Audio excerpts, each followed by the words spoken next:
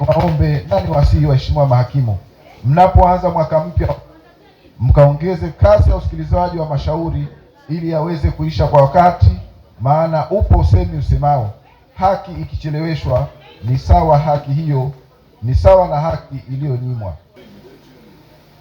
Kuwasisitiza waheshimiwa mahakimu mkafanye mahakama kuwa sehemu ya kimbilio kwa kila mwananchi anayehitaji haki, kama ambavyo jaji mstaafu Mwaishiumo J kwenye moja ya hukumu zake alisema, mahakama ni hekalu la haki, hakuna mtu anapaswa kuogopa kuingia ili kutetea haki yake kama ilivyotolewa na sheria za nchi. Mwisho wa kunukuu.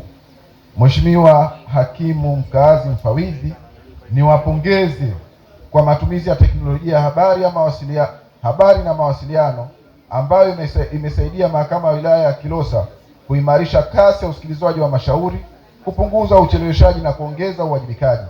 Wananchi sasa wanaweza kufuatilia mashauri yao kwa urahisi zaidi. Hali hii inaongeza imani ya jamii kwa mahakama na mfumo wa utoaji wa haki kwa ujumla.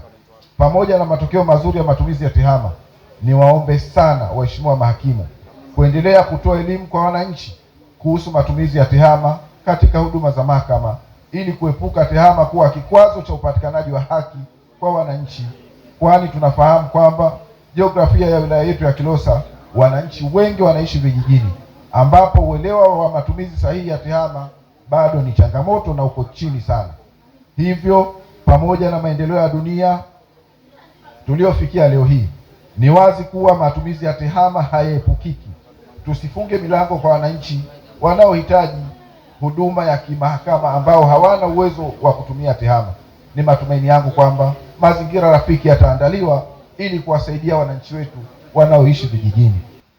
Ufanisi na usikilizaji wa mashauri wilaya ya Kilosa. Mheshimiwa mgeni rasmi, Mahakama ya Tanzania imeweka muda maalum wa kusikiliza mashauri. Kwa mahakama za mwanzo ni miezi 3 na kwa mahakama za wilaya ni miezi 6.